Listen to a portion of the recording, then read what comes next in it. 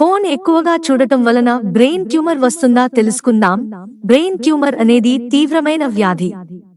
మెదడులో కణితి కనిపిస్తే దాన్ని బ్రెయిన్ ట్యూమర్ అంటారు. కొంతమంది ఆరోగ్యంగా ఉన్నప్పటికీ ఒక్కసారిగా దీని లక్షణాలు బయటపడుతుంటాయి. కాగా దాని గురించే ఇప్పుడు మనం.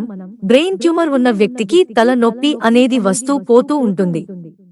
అంతేకాకుండా కొన్నిసార్లు విపరీతంగా తలనొప్పి వస్తుంటుంది. అలాగే ఇంకొన్నిసార్లు తలనొప్పితో పాటు వికారం, వాంతులు కూడా రావచ్చు. అలాగే దృష్టి, మాట, వినికిడి మారే ఛాన్స్ ఉంటుందంటున్నారు నిపుణులు. అంతేకాకుండా బ్రెయిన్ ట్యూమర్ ఉన్న వ్యక్తి రోజులు గడిచే కొద్దీ మానసిక స్థిరత్వాన్ని కోల్పోతారంట.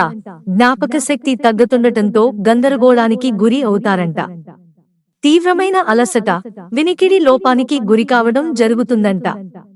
అంతేకాకుండా తల తిరగడం, కాళ్లు కదపలేకపోవడం వంటి సమస్యలు కూడా తలెత్తుతాయని చెబుతున్నారు వైద్యులు. బ్రెయిన్ ట్యూమర్ అనేది ఎక్కువగా వంశపారంపర్యంగా వస్తుందంట. కొన్నిసార్లు వయసుతో సంబంధం లేకుండా ఎవరికైనా వచ్చే ప్రమాదం లేకపోలేదని చెబుతున్నారు నిపుణులు.